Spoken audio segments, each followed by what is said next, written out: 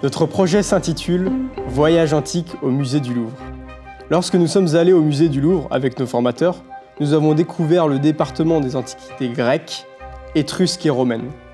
Chaque fois que nous nous arrêtions devant une œuvre, notre conférencière nous racontait son histoire et sa mythologie. Le menu que nous avons élaboré et que nous allons vous présenter s'inspire de cette visite et des recherches que nous avons faites par la suite sur les œuvres que nous avons choisies. Chaque œuvre est associée à un plat. Notre amuse-bouche s'inspire de la victoire de Samothrace, notre entrée de la déesse Athéna, notre plat de la déesse Artémis, appelée aussi Diane Chasseresse dans la mythologie romaine, et notre dessert du chemin parcouru par Ulysse lors de son périple.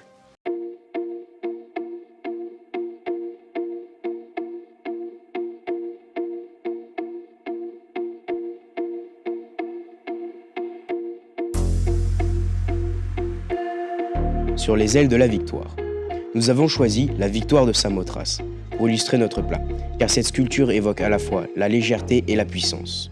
La légèreté, c'est celle du personnage féminin ailé, sans bras ni tête, atterrissant avec délicatesse sur la proue d'un navire. Cette mousseline de pierre, comme l'a surnommé Charles Champoiseau, le diplomate français qui a découvert la sculpture en 1863, nous l'avons représentée dans notre verrine de petits pois, miel et fromage de brebis.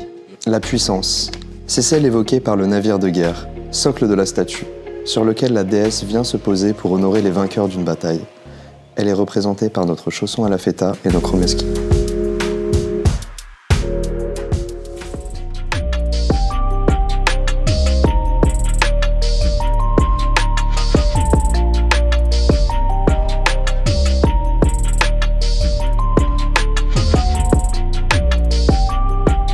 Notre premier plat s'inspire de la statue de la déesse Athéna.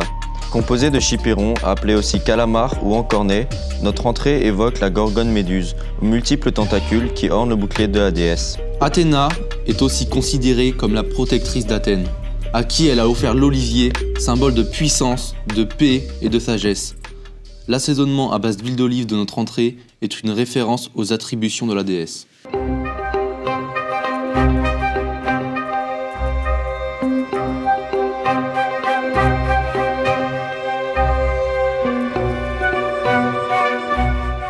D'Artémis à Diane Chasseresse.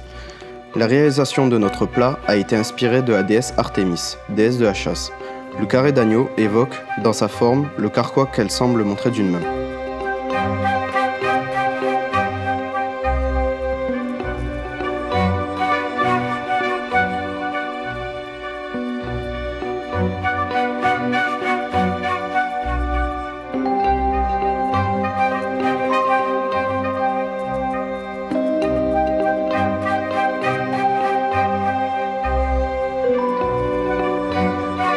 Notre dessert présente une farandole constituée d'une alternance de lokoum et de baklava.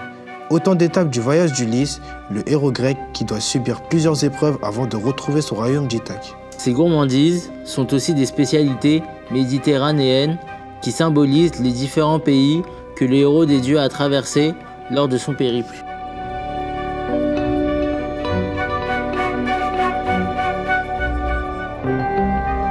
Ce projet nous a beaucoup apporté, déjà au niveau des recherches que nous avons dû faire pour créer des menus en lien avec la thématique que nous avons choisie.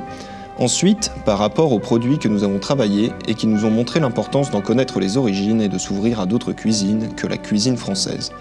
Enfin, ce projet nous a aussi montré à quel point notre métier était source de créativité.